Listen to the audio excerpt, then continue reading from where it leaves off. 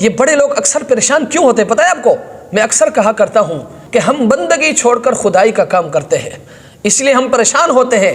بھائی بندے کا کام ہے بندگی کرنا، وہ ہم نے چھوڑ دیے ہیں، ہم خدائی کا کام کرتے ہیں، پھر پریشان ہوتے ہیں۔ ہم یہ سمجھتے ہیں کہ اس کارخانہ عالم کو ہم نے چلانا ہے کہ فلاں کو اتنا دیا جائے، فلاں کو اتنا دیا جائے، فلاں کو نہ دیا جائے، فلاں کو نہ دیا جائے، اور فلاں کو یہ وقت دیا جائے، فلاں کو یہ وقت دیا جائے۔ میرے بھائی یہ خدائی ہے، خدا کے لیے خدائی چھوڑ دو، تم بندے ہو، بندگی کرو، پھر پریشان نہیں ہوں گے۔ اور یاد رکھیں کسی بھی چیز کی ضرورت پڑی نا 2 رکعت نماز پڑھو، اللہ کے سامنے ہاتھ یوں اٹھاؤ، اللہ کے سامنے رو، اللہ کے سامنے گریہ زاری کرو، اللہ کے سامنے گڑ گڑاؤ۔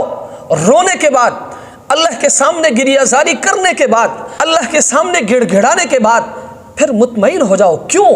اس لیے کہ وہ بھولتا نہیں ہے، اور یہ بھی نہیں ہے کہ اس کو اپنے بندوں پر رحم نہیں آتا، نہیں، بلکہ وہ شفیق ہے، وہ مہربان ہے۔ جب وہ بھولتا بھی نہیں ہے اور وہ شفیق اور مہربان بھی ہے، اور اپنے بندوں پر اس کو رحم بھی آتا ہے، اور آپ نے اس کے سامنے ہاتھ بھی پھیلائی، آپ نے مانگا بھی، آپ روئے بھی، آپ گڑ گڑائے بھی، پھر پریشانی کس چیز کا؟ میرے بھائی وہ سنتا بھی ہے، وہ دیکھتا بھی ہے، وہ شفیق بھی ہے، وہ مہربان بھی ہے۔ اس لیے جب بھی کوئی پریشانی آ جائے فوراً اللہ کی طرف متوجہ ہو جاؤ، اللہ سے مانگو، پھر مطمئن ہو جاؤ۔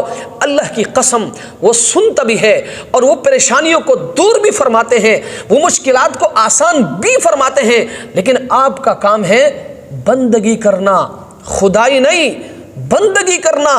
کوئی بھی پریشانی آ جائے فوراً اللہ کی طرف رجوع کرو، بندگی کرو، اللہ کے سامنے رو، اللہ کے سامنے گڑ گڑاؤ، اللہ کے سامنے گریہ زاری کرو۔ پھر دیکھو اللہ کی ذات کیسے آپ کے لیے آسانیاں پیدا فرماتے ہیں، اللہ کی ذات کیسے آپ کے لیے خوشیاں پیدا فرماتے ہیں۔ اور یاد رکھیں اگر آپ نے بندگی چھوڑ دی اور خدائی شروع کر دی نا، پھر یاد رکھیں پریشانی آپ کی مقدر بنے گی، ہاں تکالیف آپ کے مقدر بنیں گے، خوشی کا آپ منہ بھی نہیں دیکھیں گے۔ اور